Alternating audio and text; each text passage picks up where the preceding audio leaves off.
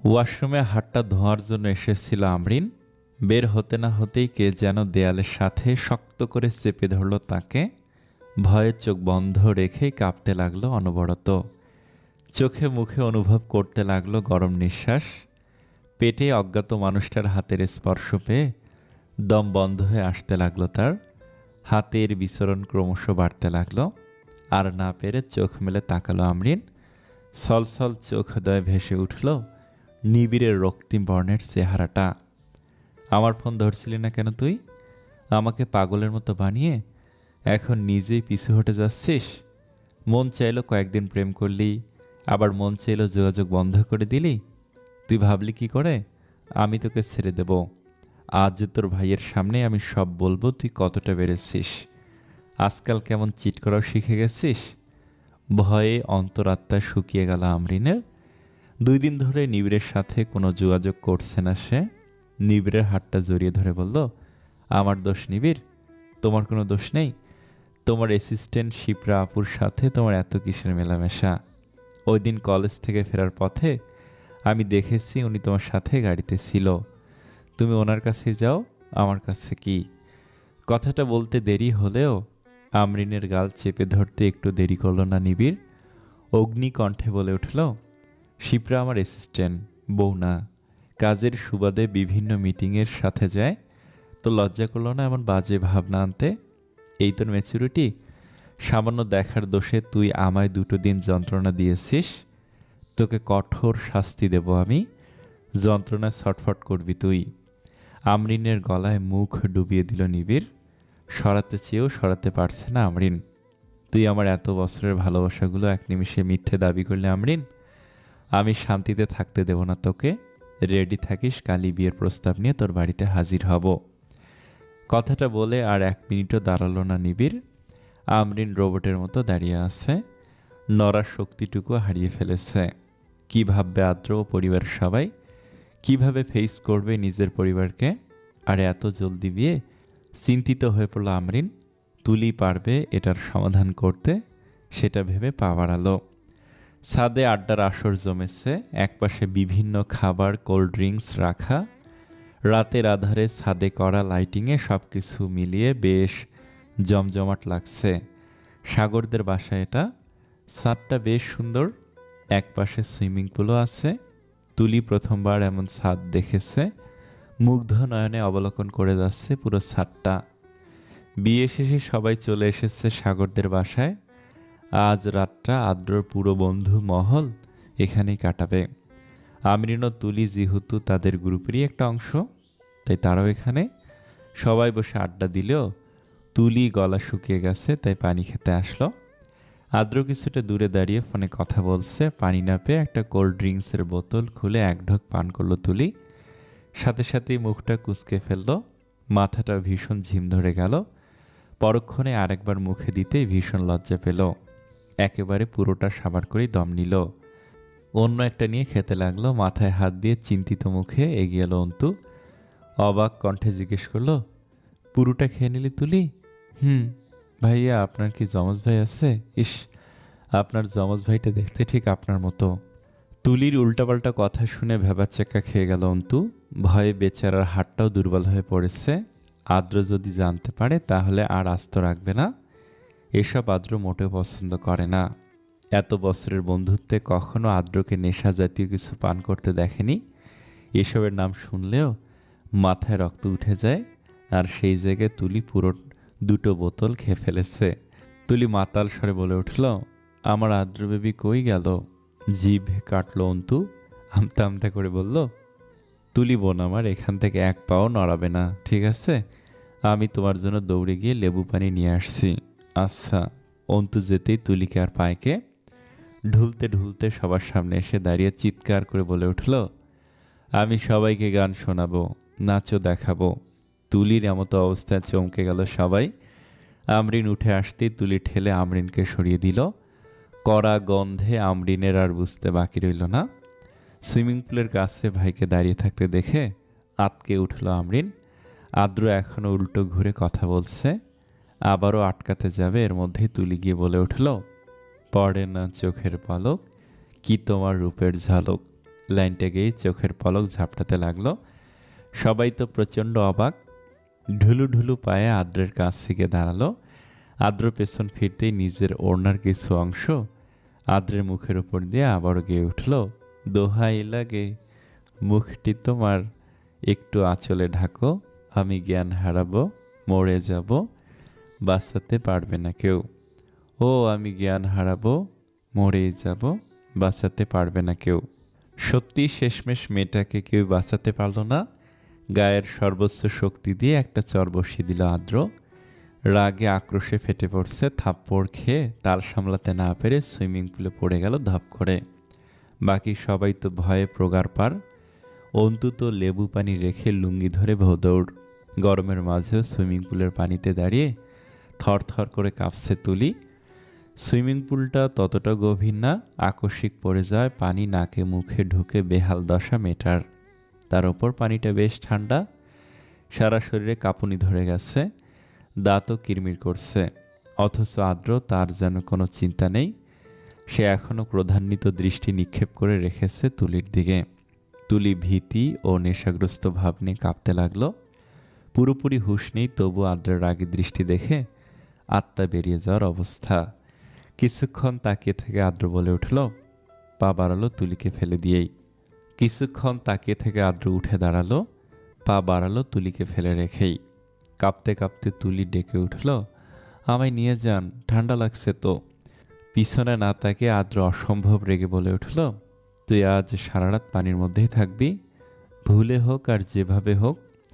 আমার অপছন্দের কাজ তো তুই করেছিস, এখন আগে শাস্তি ভোগ করে নে, তারপর উঠিয়ে আনবো, নিজের বুকেও ঢুকিয়ে রাখবো।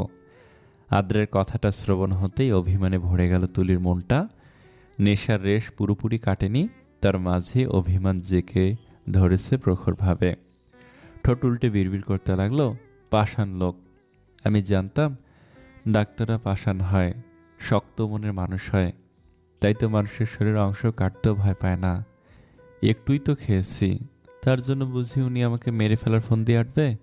একবার উঠি, তারপর দেখেন আমি আপনার ধারের কাছেও যাই কি না। তুলোর মতো নরম আমি, কিন্তু এই পাষাণ লোকটা আমায় আরও নরম করে দিচ্ছে। এভাবে অনবরত বিড়বিড় করতে লাগলো তুলি। এতক্ষণ আদ্র ছিল তাই ভয়ে চুপসে ছিল। সুযোগ পেয়ে উঠতে লাগলো। সামনে আদ্রকে দেখে পা পিছলে পড়ে গেল সুইমিং পুলে। এবার রাগে যেতে কেঁদেই দিল। তীক্ষ্ণ নজরে তাকালো আদ্র। গম্ভীর স্বরে কাছে আসার জন্য ডাকলো ভয়ে ভয়ে। একদম কর্নার ঘেঁষে দাঁড়ালো তুলি। নিজের হাতের গ্লাসটা এগিয়ে দিল আদ্র। কাপা কাপা হস্তে তুলি গ্লাসটা হাতে নিয়ে জিজ্ঞাসু সূচক চাহনি নিক্ষেপ করলো আদ্রর লাল রাঙা হয়ে ওঠা আখিদয়ের দিকে। লেবু পানি পুরোটা খাবে, যদি একটুও থেকে যায় তবে আমি তোমায় কাঁচা গিলে খেয়ে ফেলবো। ধরফর করতে লাগলো তুলির বুকটা। মন তৎক্ষণাৎ বলে উঠল, তুলি, তোর ডাক্তার সাহেব রাক্ষস, তাড়াতাড়ি খেয়ে ফেলবন, নয়তো তোকে চিবিয়ে খেয়ে ফেলবে রাক্ষসটা। বিলম্ব না করে তড়িঘড়ি করে শরবত খেয়ে নিল তুলি। পরক্ষণে চোখ মুখ খিসে নিল। ওয়াক শব্দ করতে হাতটা টেনে দ্রুত পানি থেকে তুলে আনলো আদ্র।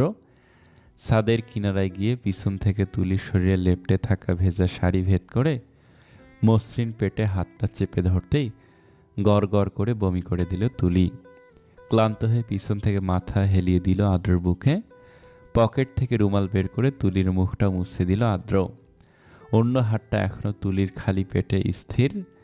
তুলির ভেজা চুলের পানিতে আদ্রর সাদা শার্টটা ভিজে যাচ্ছে। ভেতর থেকে এলোমেলো হয়ে পড়ছে আদ্র।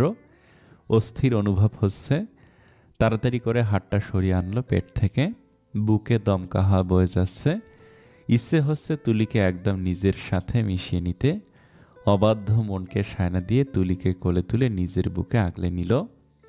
ভীষণ রাগ লাগছে মেয়েটার প্রতি, কিন্তু রাগের চেয়ে অন্যরকম অবাধ্য অনুভূতি জড়ো হচ্ছে আদ্রর মনে।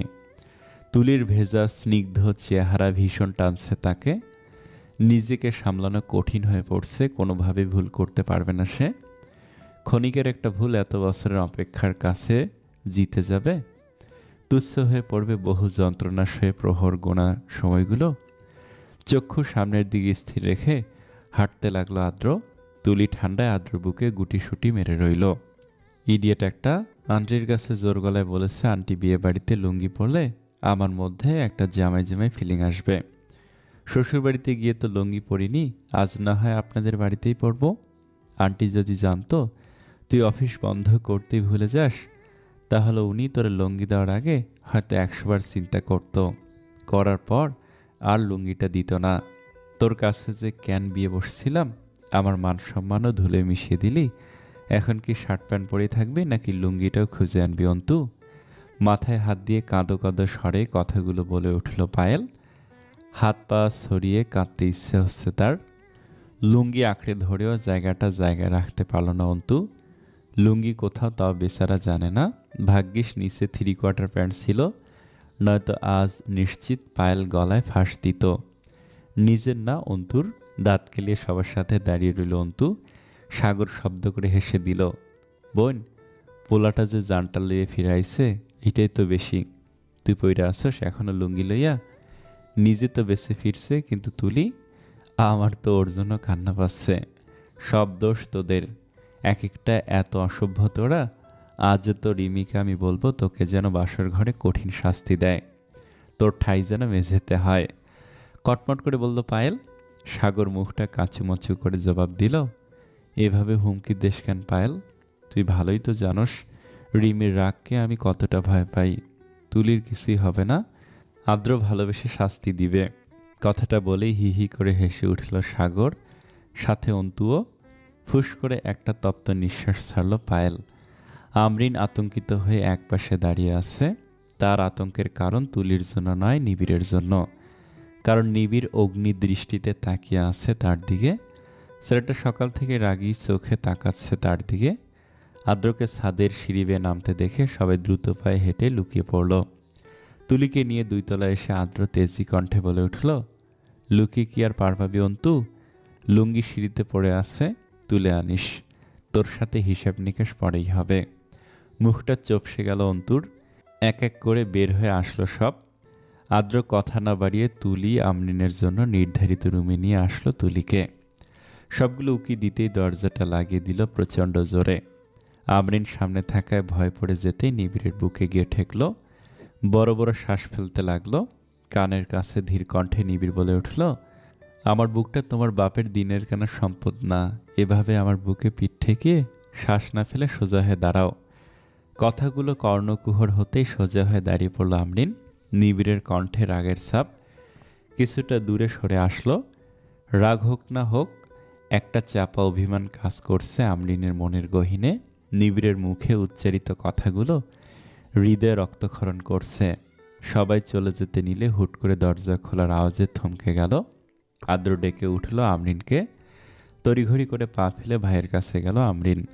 আন্টির কাছ থেকে আরেকটা শাড়ি নিয়ে আয়, তাড়াতাড়ি ভেজা কাপড় পাল্টাতে হবে। কথাটা বলেই তুলির কাছে চলে এলো আদ্র। তুলির পায়ের তলায় নিজের হাত ঘষতে লাগলো। রাগের বশে মেয়েটাকে কষ্ট দিয়ে এখন দ্বিগুণ কষ্ট পাচ্ছে। পায়ে আদ্রর ছোঁয়া অনুভব করলেও কিছু বলতে ইচ্ছে করছে না তুলির। মাথাটা ভীষণ ভারী হয়ে আছে। আমরিন সুতি একটা শাড়ি হাতে নিয়ে দৌড়ে এলো। দরজার কাছে এসেই থমকে গেল। চোখে ফুটে উঠল অবাকতা। একটা ছেলে কতটা ভালোবাসলে এমনটা করতে পারে। আজকাল যেখানে মানুষ নত হতেই চায় না, সেখানে তার প্রচণ্ড কঠোর ভাইটা কেমন অস্থির হয়ে পড়েছে ছোট্ট একটা মেয়ের জন্য। দরজায় টোকা দিল আমরিন। আদ্র তুলির চুল মুছে দিতে দিতে বলল, তাড়াতাড়ি আয় আমরিন, তোর ভাবির কাপড়টা পরিবর্তন করে দে, আমি বাইরে দাঁড়াচ্ছি। দ্রুত পা চালিয়ে বাইরে চলে গেল আদ্র। আমরিন সেথায় জমে রইল। আর ভাই কি বলল? তোর ভাবি? একরাশ ভালো লাগায় ছেয়ে গেল আমরিনের মনটা। সে তো কোনোদিনও তার চেয়ে 3 মাসের ছোট মেয়েটাকে ভাবি বলে সম্বোধন করার কথা ভাবেনি। ভাবিনি বললে ভুল হবে, এটা তো কখনো তার মনে জাগেইনি। তোর ভাবি শব্দটা আমরিনের মনে অন্য ধরনের অনুভূতি জাগিয়ে তুলছে। 2 দিন পর এই পিচ্ছি মেয়েটা সত্যি তার ভাবি হবে। তবে এখন থেকে ডাকতে কি দোষ? আমরিন ঠোঁটে হাসি ফুটিয়ে বলল, একটু কষ্ট করে উঠে দাঁড়াও ভাবি, শাড়িটা পরিয়ে দেই। তুলির পরিপূর্ণ হুঁশ না থাকলেও আমরিনের মুখে ভাবি ডাকটা শুনে স্তব্ধ হয়ে গেল। দুর্বল শরীর নিয়ে উঠে বসল। ঝটপট করে শাড়িটা বদলে দিতে শুরু করলো আমরিন। মুখে পরিস্ফুটিত হাসি নিয়ে বলে উঠল, ভাইয়া এসব ছাইপাশ খাওয়া একদমই পছন্দ করে না, তাই রাগের চোটে থাপ্পড় মেরে দিয়েছে। আমার ভাইকে কখনো ভুল বুঝবি না দয়া করে। মানুষটা অত্যন্ত রাগী স্বভাবের হলেও তোর বেলায় নিতান্তই দুর্বল। আজকাল ভাইয়াকে দেখলে মনে হয় উনি বোধহয় তোকে ছাড়া নিঃশ্বাসটুকু নিতে পারবে না। নিশ্চুপ হয়ে রইল তুলি। আসলে তার কাছে সবকিছু যেন আবছা লাগছে। কিছু সময়ের ব্যাপার হলেও ঘটে যাওয়া কিছু কিছু মুহূর্ত যেন অস্পষ্ট। নেশা জাতীয় ড্রিঙ্কস খেয়ে ফেলেছে সেটা মনে আছে। আদ্র থাপ্পড় খেয়ে টালমাটাল হয়ে পানিতে হাবুডুবু খেয়েছে, তাও চোখের পাতায় অস্পষ্ট। কিছু বলতে যেও বলতে পারছে না তুলি। শরীরটা খারাপ লাগছে, আর না পেরে বিছানায় বসে পড়ল। বিয়েবাড়িতে আত্মীয় স্বজনদের ভিড়। সাগরের মাকে খুঁজতে খুঁজতে কিচেনের দরজায় এসে দাঁড়ালো আদ্র। দেখতে পেয়ে ভিতরে প্রবেশ করতে হাসি মুখে এগিয়ে এলেন তিনি। আদ্র, তুমি কিচেনে? কিছু লাগবে বাবা? আমি কি আপনার কিচেনটা ইউজ করতে পারি আন্টি? অবশ্যই করতে পারো, কিন্তু কিছু লাগলে আমায় বলো, আমি বানিয়ে দেব। আপনার কষ্ট করতে হবে না আন্টি, আপনি অনেক কাজ করছেন, সন্ধ্যা থেকেই দেখতে পাচ্ছি। ঠিক আছে, কিছু না পেলে আমায় জানাবে। সম্মতি জানিয়ে আদ্র জলদি করে ফ্রিজ থেকে দুধ বের করে চুলোয় বসিয়ে দিল। ভেজিটেবল স্যুপ বানানোর জন্য কিছু শাকসবজি বের করে নিল। 10 মিনিটের কাজ শেষ করে স্যুপ ও 1 গ্লাস দুধ নিয়ে রুমে আসলো। আমরিন বসে আছে তুলির পাশে। তুলি ঘুমিয়ে পড়েছে। আদ্রকে দেখে বের হয়ে গেল আমরিন। বাহির থেকে দরজাটা চাপিয়ে গেল। তুলির মলিন চেহারাটা দেখে ক্ষতবিক্ষত হতে লাগলো আদ্র হৃৎপিণ্ড। পাশে বসে ঘুমন্ত তুলিকেই টেনে নিল নিজের বুকে।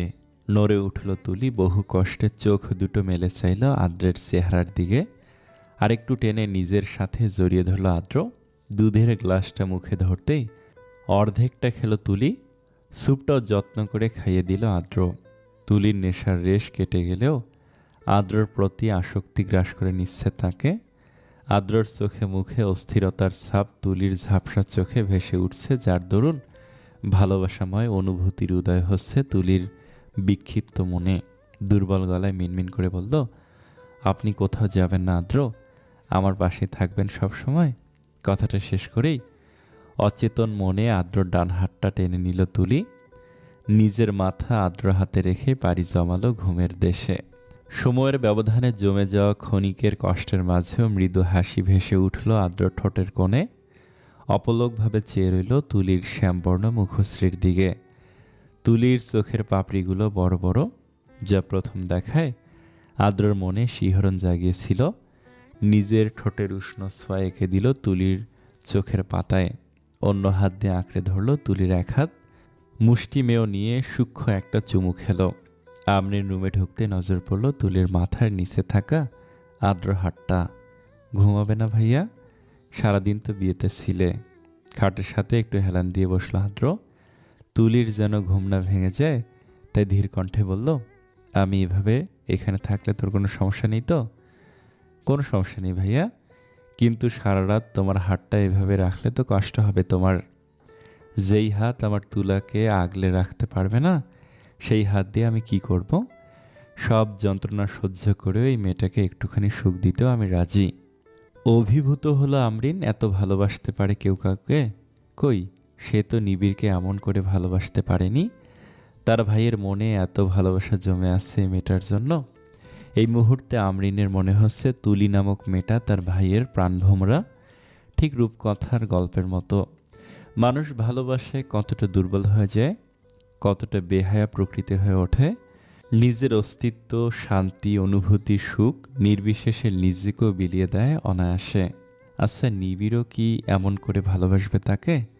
বাসবে কি, বাসেই তো, তবুও তার ভাইয়ের মতো করে নয়।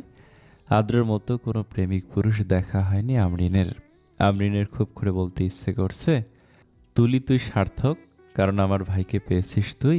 কিছুই করিসনি, তবু চেয়ে দেখ, আমার ভাইয়া দিনকে দিন পাগল হয়ে যাচ্ছে তোর ভালোবাসায়। স্নিগ্ধ এক সকাল, রুমে শীতল বাতাস প্রবাহমান। তুলির চোখের পলক ঝাপটিয়ে ভালোভাবে মেলল। নিজের হাতটা টান দিতে অনুভব করলো হাতটা কেউ ধরে রেখেছে। স্পর্শটা তুলির অনুভবে মিশে আছে, তাই বুঝতে কষ্টকর হলো না। চোখ উপরের দিকে করতেই মাত্রাতিরিক্ত চমকে গেল।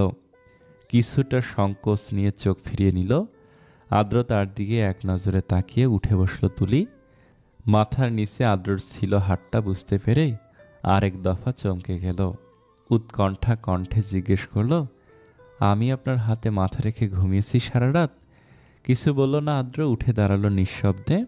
একটু ঝুঁকে তুলির ললাটে চুমু খেলো আলতো করে। চুলে হাত বুলাতে বুলাতে বলল, ঘুমের ঘোরে তুমি শুধু নিজেই এলোমেলো হওনি, এলোমেলো করে দিয়েছ আমাকেও।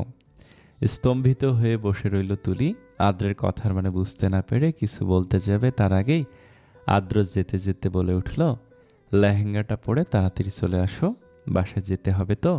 মাফ করে দে ভাই, আমি আর জন্মেও বিয়ার আনবো না। আজ তোরে পাক্কা কথা দিলাম, ছেড়ে দে ভাই আদ্র। তোর মতো বলিষ্ঠ পোলা আমারে এমনি চেপে ধরলে পায়েল জামাই হারাইব। পায়েলের জন্য সাইরা দে দয়া কইরা। অন্তুর পিঠ থেকে হাত সরিয়ে আনলো আদ্র। একটু আগে এসে হামলা চালিয়েছে বেচারা অন্তুর ওপর। গম্ভীর স্বরে বলল, নেক্সট টাইম যদি আর একই কাণ্ড করেছিস তাহলে পায়েল রে অন্যখানে বিয়ে দিয়ে দিমু। আরে না, কি কস, জীবনে করবো না। পায়েল তো আমার একমাত্র একটা বউ, আমার পরাণ পাখি। অন্তুর কথা শুনে উচ্চ শব্দে হেসে উঠল সবাই, কিন্তু তুলির মুখে হাসি নেই। একপাশে দাঁড়িয়ে আছে নিশ্চুপ হয়ে। আদ্র সাগরের বাবা মার কাছ থেকে বিদায় নিয়ে বেরিয়ে পড়ল। সাগর ও রিমি আসলো পিছু পিছু। গাড়ির কাছে এসে হালকা হাসলো রিমি। আদ্রর দিকে এক নজর চেয়ে সাগরের হাতে নিজের হাতটা রাখল। আদ্র তুলি দুজনকে উদ্দেশ্য করে বলে উঠল, তোদের ভালোবাসার পূর্ণতা পাওয়ার অধীর আগ্রহে অপেক্ষায় আছি আমরা। আমাদের বেশি অপেক্ষা করাবি না। কখনো তোকে কাঁদতে দেখিনি আদ্র, তবে খুব শীঘ্রই তোর চোখে আনন্দের অশ্রু দেখতে চাই। তুলিকে তোর অর্ধাঙ্গিনী হিসেবে তোর পাশে দেখতে চাই। কখনো এই মানুষটাকে ছাড়বে না তুলি, তাহলে জীবনে পস্তাবে তুমি। আদ্রকে ভালোবাসার মানুষের অভাব নেই, অথচ দেখো তুমি আগে তাকে ভালোবাসতে না, তবুও সে তোমাকেই বেছে নিয়েছে। সুখী হও তোমরা। রিমির চোখ থেকে এক ফোঁটা অশ্রু গড়িয়ে পড়ল। সবার অগোচরে মুছে নিল।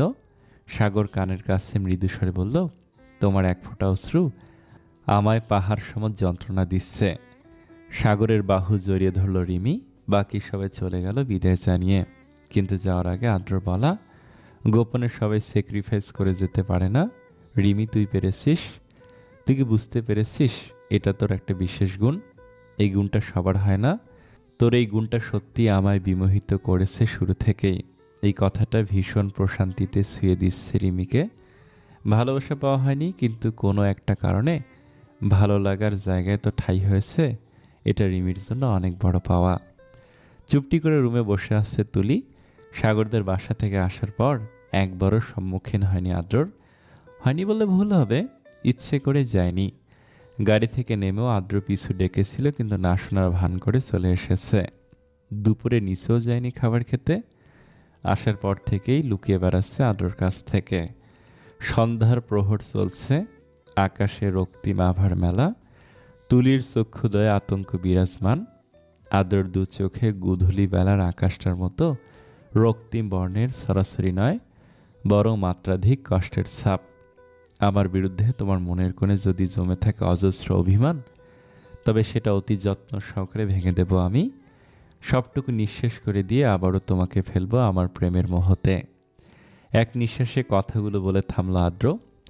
তুলি বরাবরই নিশ্চুপ, তবে আদ্রের বলা কথাগুলো মস্তিষ্কে তরঙ্গিত হতেই হৃদয়ে উতাল পাথার ঢেউ গর্জে উঠেছে।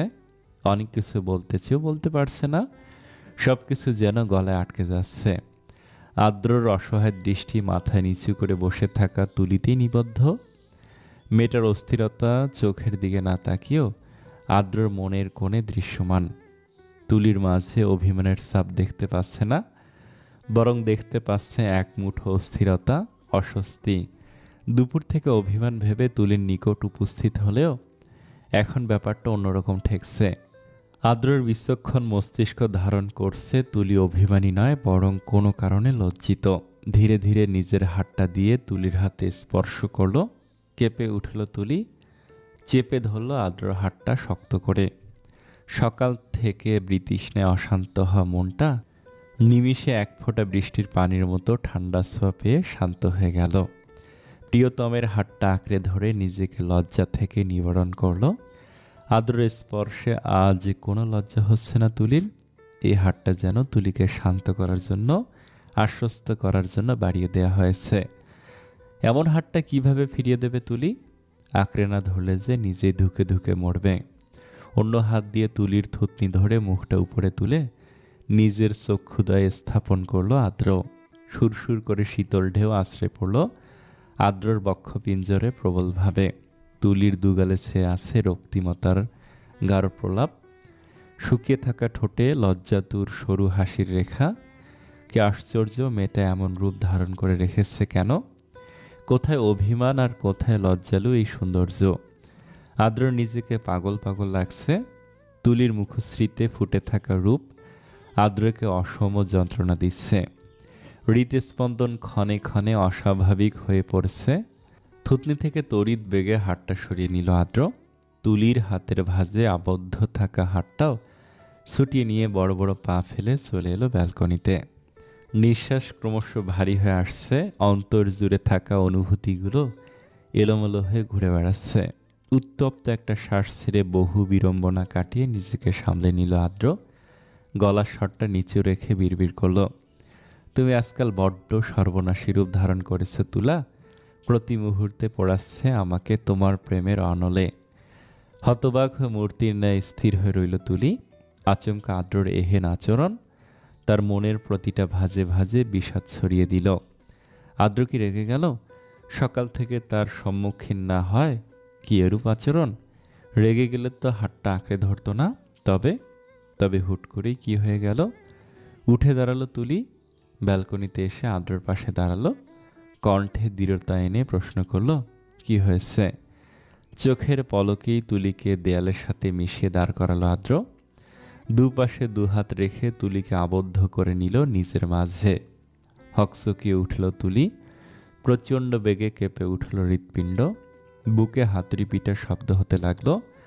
আদ্রর আকস্মিকভাবে করে বসা কাণ্ডগুলো তুলির অন্তরে ঝড় তোলে। শুকিয়ে যায় কণ্ঠনালী। আদ্র স্পর্শ করেনি, তবুও রন্ধ্রে রন্ধ্রে শিহরণ জেগে উঠেছে। মানুষটার সামান্য একটু কাছে থাকলেই তুলির কাঁপুনি শুরু হয়ে যায়। ছোট্ট মনটা অনুভূতিগুলো ঠিক সামলে উঠতে পারে না। কিছুটা কঠিন স্বরে আদ্র বলে উঠল, তোমার কি হয়েছে? অভিমান তো নেই আমার প্রতি, তা তো তোমার চোখ দুটোই জানান দিচ্ছে। তাহলে আসার পর থেকেই আমাকে তোমার সান্নিধ্য থেকে কেন বঞ্চিত করছো? অতিশয় জড়তায় আদ্রর চোখ থেকে চোখ সরিয়ে এদিক ওদিক নজর দিতে লাগলো তুলি। আদ্র তীক্ষ্ণ চোখে চেয়ে তুলির পানে, কি হলো? এদিকে তাকাও। আমার থেকে দৃষ্টি সরিয়ে নিচ্ছ কেন তুলা? নিশ্চুপ হয়ে কিছুটা স্থিতিশীল হলো তুলি। দীর্ঘ একটা নিঃশ্বাস ফেলে বলতে লাগলো, আসলে আদ্র। এটুকু বলে আবারও মৌনতা পালন করতে লাগলো। কপালের ভাঁজ ফেলে ভুরু কুঁচকে তাকালো আদ্র। নিজের এক হাত দিয়ে তুলির কোমরের এক পাশে হাত রেখে অত্যাধিক জোরে অতি কাছে টেনে নিল। বিস্মিত হয়ে উঠল তুলি। হঠাৎ করে আদ্রের স্পর্শ কোমরে পেয়ে শিউরে উঠল পুরো দেহ। আদ্রর বুকে হাত রেখে এক পলকে তাকিয়ে রইল নীলবর্ণের নেশা মিশ্রিত দু চোখে। থেমে গেলে কেন? দৃঢ় কণ্ঠস্বর শুনে আদ্রর চোখের নেশার রেশ কেটে গেল তুলির। নিচু স্বরে জবাব দিল, গতকাল সাগর ভাইয়াদের বাড়িতে আমি নেশার ঘরে যা করেছি তা আজ আমরিনের কাছ থেকে জানতে পেরে আমার ভীষণ অস্বস্তি হচ্ছিল। আমি আপনার সাথে যা করেছি তার জন্য আমি লজ্জিত। লজ্জায় ভীতি আমায় ঘিরে ধরেছিল। তাই আসার পর থেকে ঠুনকো একটা কারণে আমার থেকে লুকিয়ে বেড়াচ্ছিলে, রাইট? মাথা উপর নিচ করে হ্যাঁ বোধক বুঝালো তুলি। সাথে সাথেই তুলির দিকে ঝুঁকে পড়ল আদ্র।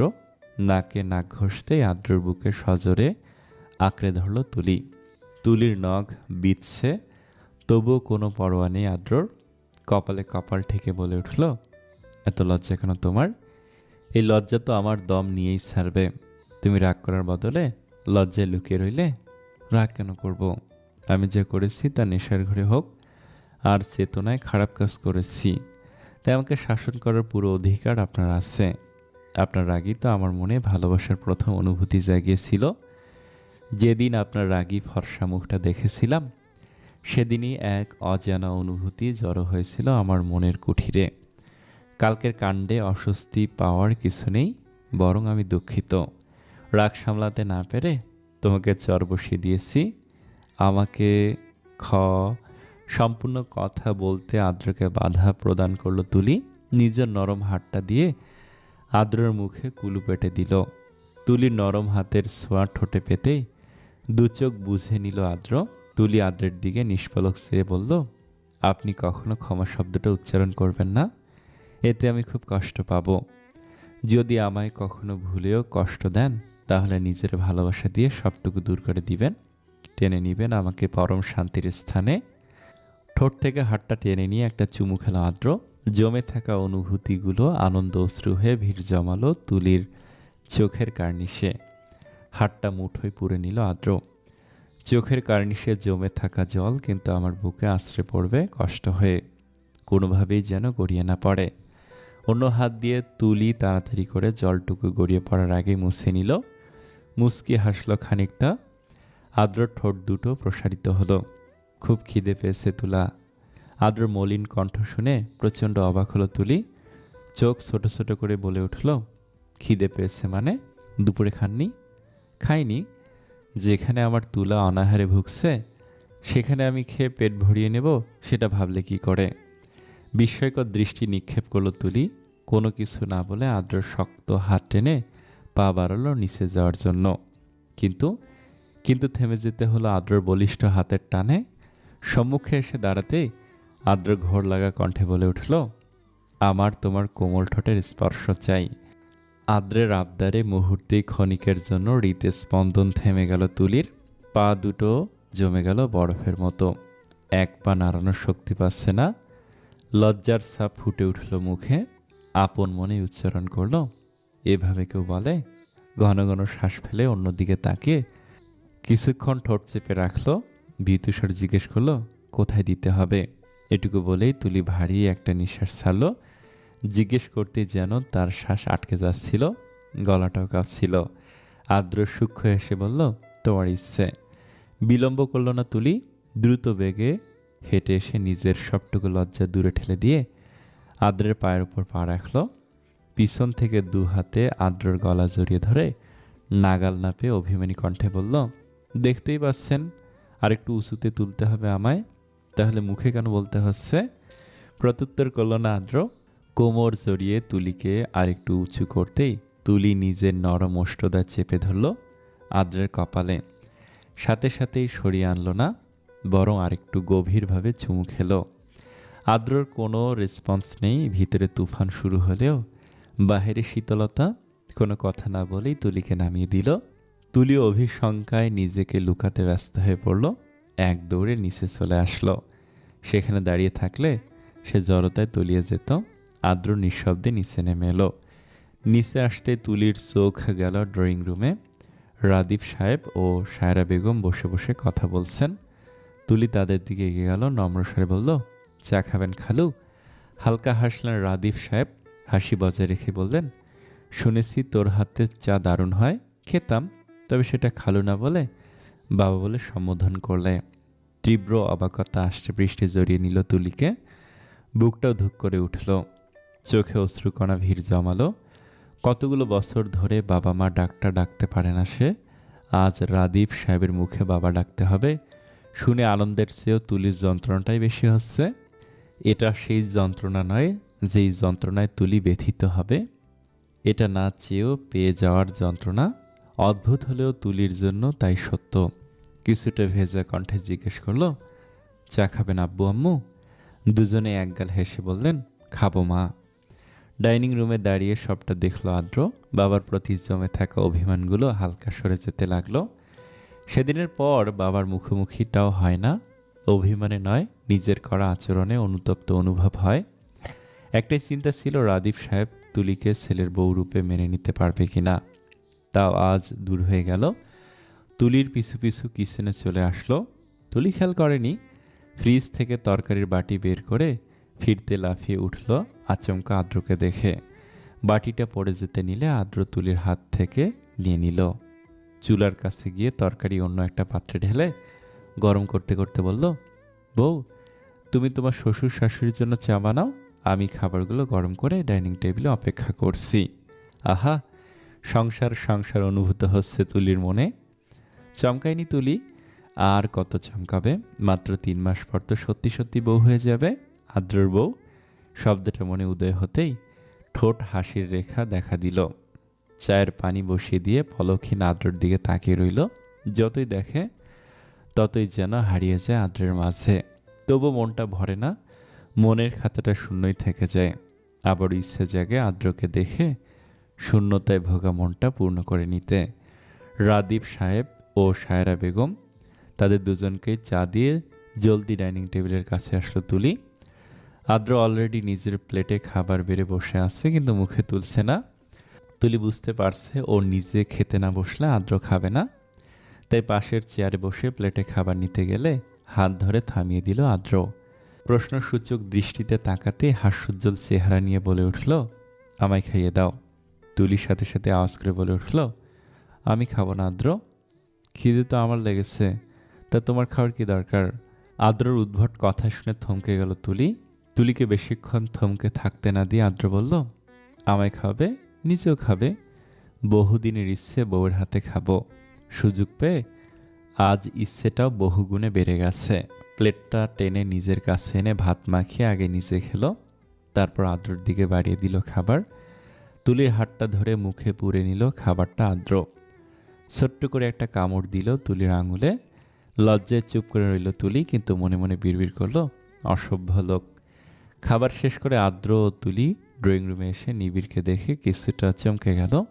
নিবিড় শুধু একা আসেনি, সাথে নিজের বাবা মাকেও নিয়ে এসেছে, যিনি হাসি মুখে কথা বলতে মগ্ন সায়রা বেগমের সাথে।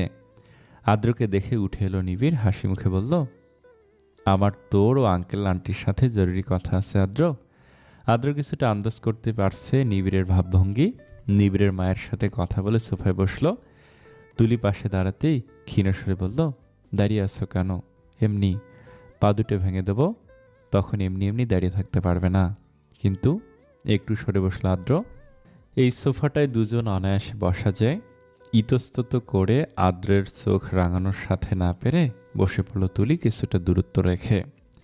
নিবিড়ের মায়ের নজর তুলির উপর পড়তে বললেন, মাশাআল্লাহ, তোমার হবু স্ত্রী প্রচণ্ড মায়াবী আদ্র। মাথা নত করে ফেলল তুলি। প্রশংসা শুনে ভীষণ অস্বস্তি লাগছে, লাজুক লাজুক ভাব চলে এসেছে। আদ্র হেসে জবাব দিল, ধন্যবাদ আন্টি, দোয়া করবেন আমাদের জন্য। অবশ্যই। আমরিনকে দেখছি না যে? কথাটা বলতে দেরি হলেও আমরিনের হাজির হতে দেরি হয়নি, নিজের প্রাণটা নিয়ে দৌড়ে এসেছে। দুতলা থেকে নিবিড়কে দেখে ভাই আত্মা শুকিয়ে যাওয়ার উপক্রম তার। নিবিড় তার কথা অনুযায়ী চলে এলো। আমরিন কিভাবে সামলাবে এসব? তুলিকে বলতেও তো ভুলে গেছে বিয়ের চক্করে। নিবিড় সব বলে দিবে না তো? হাঁপাতে হাঁপাতে মায়ের কাছে এসে দাঁড়াতেই নিবিড়ের আম্মু ডেকে উঠলেন আমরিনকে, এদিকে আসো আমরিন। ওনার পাশে গিয়ে বসলো আমরিন। রাদীপ সাহেব ও সায়রা বেগম বুঝতে না পারলেও আদ্র তুলি বুঝতে পেরেছে বিষয়টা। নিবিড় আমরিনের দিকে এক পলক চেয়ে রাদীপ সাহেবকে উদ্দেশ্য করে বললেন, আমি আমরিনকে বিয়ে করতে চাই আঙ্কেল, আমি ওকে ভালোবাসি। অবশ্য আমরিন একদম অজ্ঞাত এই ব্যাপারে, 2 বছর ধরে ওকে ভালোবাসি আঙ্কেল। শুধু ওর আর আমার বয়সের পার্থক্যর জন্য ভয় হতো প্রস্তাব নিয়ে আসতে। আমাকে ফিরিয়ে দিলে আমি ওকে ছাড়া নিঃশ্বাস তো ফেলবো, কিন্তু সুখে থাকবো না আঙ্কেল। বেঁচে থেকেও নিঃশেষ হয়ে যাব ভিতর থেকে। নীরবের অকপটে ভালোবাসা জাহির করতে দেখে ভীষণ অবাক হলেন সবাই। আমরিন তো একদম বিস্মিত হয়ে আছে। নিবিড়ের অসহায় দৃষ্টি মনে দহন রূপে বিচরণ হতে লাগলো। সে তো ভেবেছিল নিবিড় সব বলে দিবে, কিন্তু তা তো পুরাই উল্টো হলো। নিজেকে ভাগ্যবতী মনে হচ্ছে আমরিনের। কজন ছেলে এভাবে মেয়ের বাবার কাছে এমন করে ভালোবাসার মানুষটাকে চাইতে পারে? তুলি অবাক চোখে তাকিয়ে রইল নিবিড়ের দিকে। নিবিড়ের অসহায় চাহনি বলে দিচ্ছে কতটা চায় সে আমরিনকে। পাশে থাকা আদ্রর হাতটা চেপে ধরল তুলি, করুণ স্বরে বলে উঠল, নিবিড় ভাইয়াকে ফিরিয়ে দিবেন না আদ্র? তুলির বলা বাক্যটাকে উপেক্ষা করে আদ্র গম্ভীর স্বরে বলে উঠল, বাবা, ফিরিয়ে না দিলেও আমি ফিরিয়ে দেব নিবিড়। নিমিষে চূর্ণ বিচূর্ণ হয়ে গেল নিবিড়ের সবটুকু সাহস। আমরিনের চোখে সঞ্চারিত হলো জল। তুলিও ছলছল নয়নজোড়া নিবদ্ধ করল আদ্র রাগান্বিত চেহারায়। রাতের আধারে একজোড়া যুগল হাতে হাত রেখে বসে আছে, কারো ঠোঁটে তৃপ্তির হাসি তো কারো ঠোঁটে লাজুকতার রেখা। আমরিনদের বাগানের দিকটায় বসে আছে নিবিড় ও আমরিন। আমরিনের হাতটা আলতো করে ধরে রেখেছে নিবিড়। খানিকক্ষণ আগেও সব কিছু এলোমেলো লাগলেও এখন আর বিচ্ছিন্ন হওয়ার কোনো সুযোগ নেই। আমরিনের বেশ লজ্জা লাগছে। ইস, এত লজ্জাকর পরিস্থিতি কেন সৃষ্টি হলো? নিবিড়টাও কেমন বেহায়া প্রকৃতির। তার চেয়েও এক ধাপ এগিয়ে তার ভাই। কি অবলীলায় বোনকে সারা জীবনের জন্য বেঁধে দিল নিবিড় নামক ছেলেটার সাথে। ফ্ল্যাশব্যাক।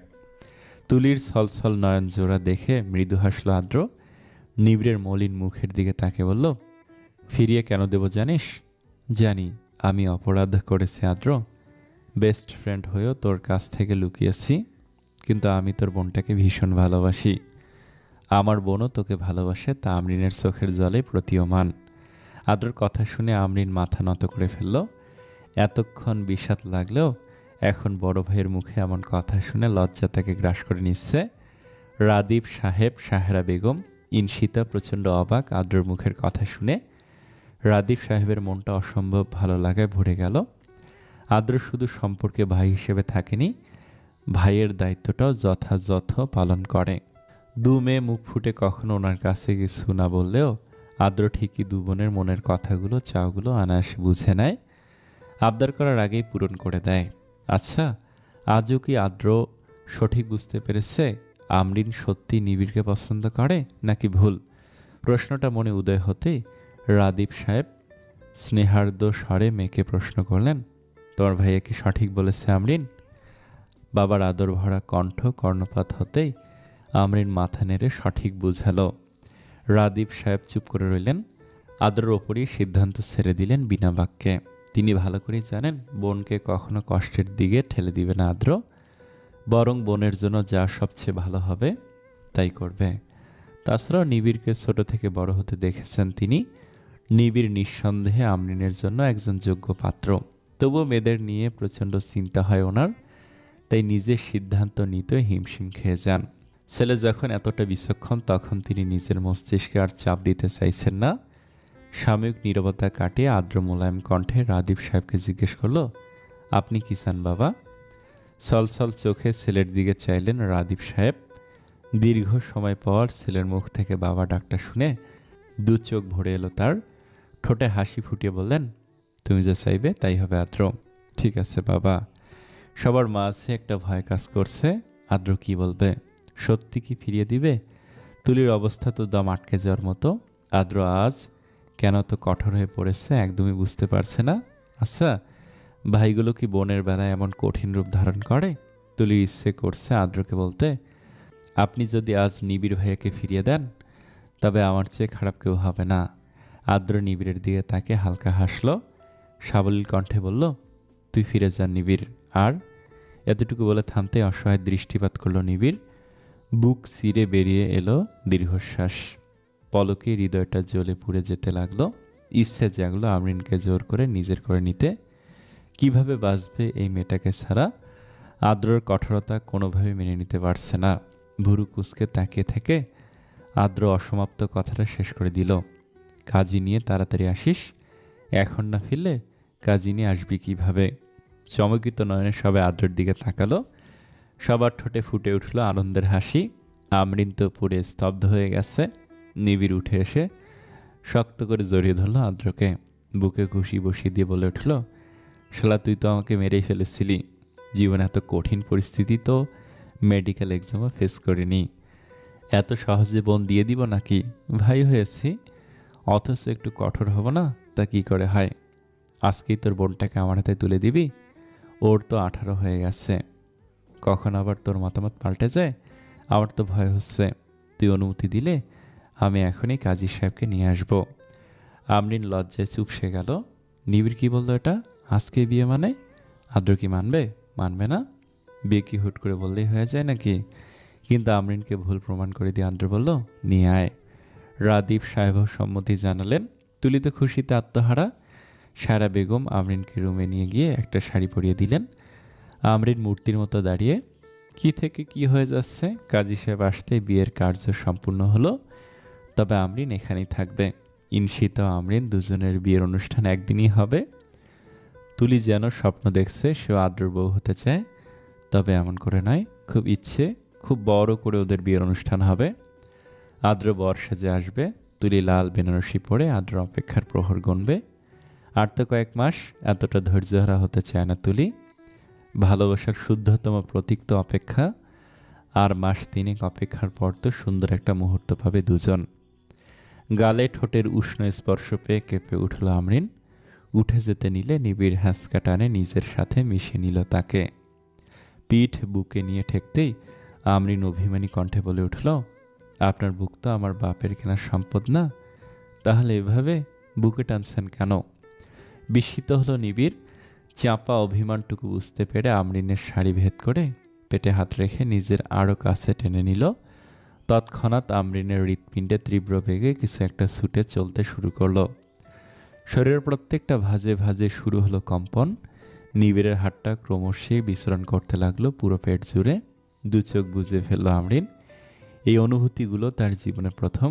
নিঃশ্বাসটা আটকে আসছে। নিবিড়ের হাতটা চেপে ধরতে ধীর কণ্ঠে ভেসে এলো, তোমার বাপের কেনার সম্পদ না হলেও বুকটা এখন তোমার কেনার সম্পদ, চিরকাল এটা তোমারই থাকবে। কথাটা বলে আমরিনের ঘাড়ে ঠোঁট ছোঁয়ালো।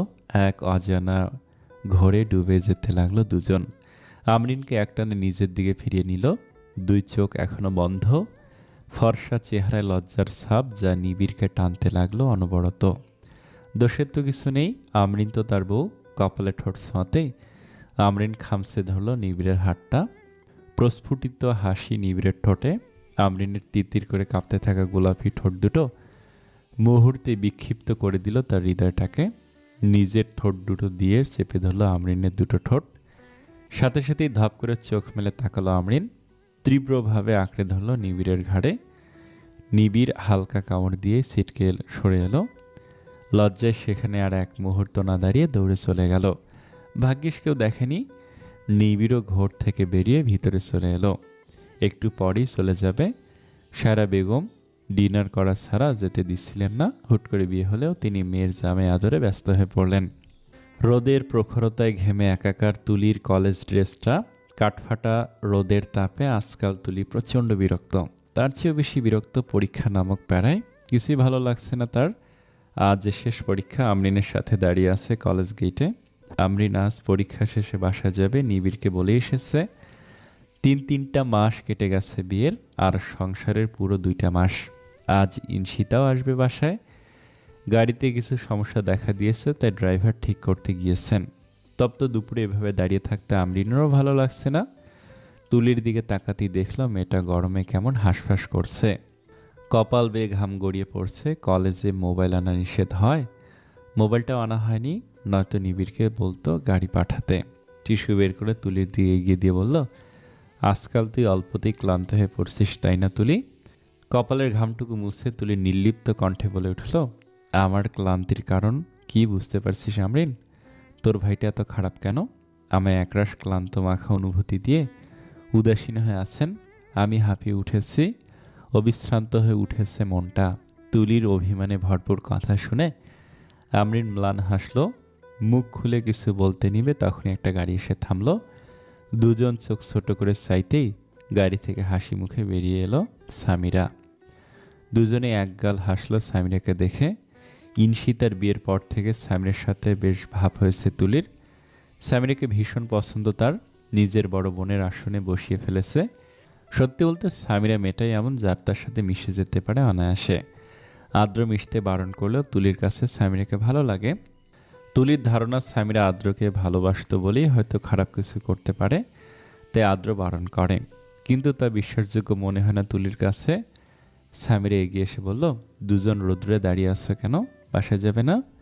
আমরিন হেসে জবাব দিল, আসলে আপু আমাদের গাড়িটা নষ্ট হয়ে গেছে, ঠিক করে আনলে তারপর যাব। আমার সাথে চলো, আমি দিয়ে আসছি। এত সময় ধরে রোদে দাঁড়িয়ে থাকলে শরীর খারাপ করবে। তুলিয়া কেমন দুর্বল হয়ে পড়েছে রোদে দাঁড়িয়ে থেকে। দুজনে সাইজ জানিয়ে সামিরার গাড়িতে উঠে বসলো। পুরো রাস্তা কোনো কথা বলল না তুলি। বুকটা বড্ড হাহাকার করছে আজকে। হৃৎপিণ্ডের প্রতিটা স্পন্দন যেন আদ্রকে স্মরণ করিয়ে দিচ্ছে। যেই মানুষটার প্রতিটা নিঃশ্বাসে মিশে আছে তাকে ছাড়া নিঃশ্বাস নিতে অসহনীয় যন্ত্রণা হচ্ছে তুলির। গাড়ি বাড়ির গেটে আসতেই আমরিন ও তুলি নেমে পড়ল। স্যামরিকে অনেকবার সাধল ভিতরে আসার জন্য, কিন্তু জরুরি কাজ থাকায় স্যামরি আসেনি। তুলি বাড়িতে ঢুকে চারদিকে চোখ বুলালো, হতাশার নিঃশ্বাস ছেড়ে সোফায় বসে পড়ল। সায়রা বেগম আমরিন ও তুলির জন্য লেবু শরবত নিয়ে আসতেই তুলি অভিমানী কণ্ঠে বলে উঠল, তোমার ছেলে আজও আসেনি আম্মু, তাই না? না রে, তবে চলে আসবে। কিন্তু তুই যে গতকাল থেকে আমার ছেলেটার ফোনটা ধরছিস না, ও কিন্তু ভীষণ কষ্ট পাচ্ছে। কেন ধরবো? তোমার ছেলে তো বিখ্যাত হার্ট সার্জন হয়ে গেছে। অন্যের হার্টের চিকিৎসা করে কি হবে? উনি তো আমার হার্টটাকেই অসুস্থ বানিয়ে দিয়েছে। আমরিন ও সায়রা বেগম হাসলেন। উনি তুলির পাশে গিয়ে বসে তুলিকে জড়িয়ে ধরলেন। মাথায় হাত বুলাতে বুলাতে বললেন, ছোট্ট তুলিটা আমার ছেলেটাকে এত ভালোবেসে ফেলেছে, আদ্র আসলে বকে দেব আমি? কত বড় সাহস ওর! আমার মাটাকে কাঁদিয়ে অন্যের সেবা করতে লেগে পড়েছে। তুলি কাঁদতে কাঁদতে হালকা হেসে বলল, অন্যের সেবা করা তো জরুরি আম্মু, তবুও তোমার ছেলে দূরে গেলে আমার অসম্ভব কষ্ট হয়। মনে হয় কেউ ওনাকে আমার কাছ থেকে কেড়ে নিয়ে যাবেন। কেউ কেড়ে নেবে না। আর তো 5 দিন। আল্লাহ ব্যথিত তোকে আমার ছেলের কাছ থেকে কারো কেড়ে নেওয়ার সাহস নেই, আর না তোর কাছ থেকে কেড়ে নেওয়ার। তুলিয়ার আওয়াজ না করে চুপ করে রইল। 5 দিন পর ওদের বিয়ে। সময় কত তাড়াতাড়ি গড়িয়ে যায়, পিছনে ফেলে যায় কিছু বিষাদময় স্মৃতি আর কিছু মুগ্ধময় প্রহর। তুলির জীবনে বিষাদ ছিল, যা সময়ের স্রোতে কাটিয়ে দিয়েছে আদ্র। গড়েছে তুলির মনে নিজের জন্য জায়গা, ধীরে ধীরে মিশে গেছে তুলির অস্তিত্বে। একটা দিনও না দেখে থাকতে পারে না তুলি। গতকাল ভোরে আদ্র চট্টগ্রাম গিয়েছে, তখন থেকে মুখ ভার তুলির। আদ্রকে দেখতে না পেরে জেকে বসেছে অজস্র অভিমান। রাত 11:30 বাজে। তুলি ঘড়ির কাঁটার দিকে তাকাতেই চোখের কার্নিশ বেয়ে জল গড়িয়ে পড়ল। ভেবেছিল আদ্র হয়তো আজ আসবে, কিন্তু তার ভাবনা ভুল ছিল। মনের গহীনে থাকা অভিমান দ্বিগুণ হয়ে গেল। চাপা কষ্টগুলো জলে পরিণত হয়ে বালিশ বেচাতে লাগলো। তাকে থাকতে থাকতে ঘড়ির কাঁটায় যখন 11:55 তখনই চোখে এলো তুলির ঘুম। চোখের জলগুলো শুকিয়ে ছাপ পড়ে আছে। হঠাৎ মুখের ওপর গরম উত্তাপ অনুভব করতেই সদ্য লেগে আসা চোখ মেলে তাকালো। চোখের মনিতে দৃশ্যমান হলো আদ্রর হাসি মাখা উজ্জ্বল মুখটা। নিমিষে বুকটা প্রচণ্ড গতিতে কেঁপে উঠল। কল্পনা ভেবে মুখ ফিরিয়ে নিল তুলি। তখনই নিজেকে শূন্যে অনুভূত করতেই পিলে চমকে উঠল। ভয় আদ্রকে আঁকড়ে ধরল শক্ত করে। চোখ মুখ কাচুমুচু করে রইল। নিজের রুমে এনে তুলিকে বিছানায় বসিয়ে দিল আদ্র। একটা কাগজ হাতে নিয়ে এসে তুলির সামনে বসলো চেয়ার টেনে। দু চোখ লাল হয়ে আছে, চুলগুলো এলোমেলো, মুখ জুড়ে ক্লান্তির ছাপ। দেখে স্পষ্ট বোঝা যাচ্ছে মাত্র এসেছে। মোলায়েম কণ্ঠে আদ্র উচ্চারণ করলো, শুভ জন্মদিন আমার তুলা। নিমিষে জেগে ওঠা অভিমান চাপা পড়ে গেল তুলির। কেঁদে দিল শব্দ করে। কাঁদবেই না কেন? আদ্রর ক্লান্তি মাখা চেহারা, রক্তিম চোখ দুটোই বলে দিচ্ছে শুধুমাত্র তার জন্য এত পথ পাড়ি দিয়ে এসেছে আদ্র। তুলি নিজের শরীরের সবটুকু ভর ছেড়ে দিল আদ্রর ওপর। ভেজা স্বরে বলে উঠল, শুধুমাত্র সামান্য একটা মুহূর্তের জন্য এভাবে ছুটে এলেন কেন ডাক্তার সাহেব? আমার অভিমান করা নিছক ছিল। নিজেকে এত কষ্ট দিয়ে কেন আসতে গেলেন? তুমি কি জানো এই মুহূর্তটার জন্য আমি কতগুলো সময় অপেক্ষা করেছি? জানি না। জন্মদিনে আপনার থেকে আগে উইশ পাওয়াটা আমার কাছে জরুরি ছিল না। জরুরি তো আপনি এবং আপনার ভালো থাকা। তুলির মুখটা বুক থেকে তুলে এক হাত গালে রাখলো আদ্র। নিজের অষ্টদায় দিয়ে শুষে নিল তুলির চোখের জল। মুগ্ধময় স্বরে বলল, আজ তোমার জন্মদিন, তাই আমার কাছ থেকে উপহার পাও না তুমি, কিন্তু উপহারটা তুমি আজই গ্রহণ করতে পারবে না। তুলি অবাক হয়ে তাকিয়ে আছে আদ্রর দিকে। পাশ থেকে কাগজটা আদ্র বাড়িয়ে দিল তুলির কাছে। তুলির মস্তিষ্ক কিছুই ধারণ করতে পারছে না। কি করতে চাইছে আদ্র? উপহার কি এই কাগজটা? আবার গ্রহণ করতে পারবে না, এটা কেমন কথা? কলম এগিয়ে দিতে তুলি না পড়ে সাইন করে দিল কাগজটাতে। তারপর আদ্রর হাতে ধরিয়ে দিল। একটু ঝুঁকে তুলির কপালে কপাল ঠেকালো আদ্র। দুজনের ঠোঁটের কিঞ্চিত মাত্র দূরত্ব। নিজের মাদকতাময় চোখগুলো আদ্র স্থাপন করলো তুলির ডাগর ডাগর আখিতে। কোনোভাবে চোখ সরিয়ে নিতে পারছে না তুলি। তড়িৎ বেগে ছুটে চলেছে হৃৎপিণ্ডের হৃদস্পন্দন। কেন সে পারে না আদ্রর মোহ উপেক্ষা করতে? আবার কেন এত ঝড় ওঠে আদ্র কাছে আসলে? এই ঝড় কি সারা জীবন বয়ে যাবে অন্তর জুড়ে? প্রশান্তির আবেশিত বাতাসে তুলির মনে প্রবলভাবে ভেসে বেড়াতে লাগলো একটু একটু করে জড়ো হওয়া অনুভূতিগুলো। আদ্রর কণ্ঠস্বর শুনে ঠোঁটের কার্নিশে হাসি ফুটল। না পড়ে সাইন করে দিলে? আপনার প্রতি অগাধ বিশ্বাস আছে আদ্র।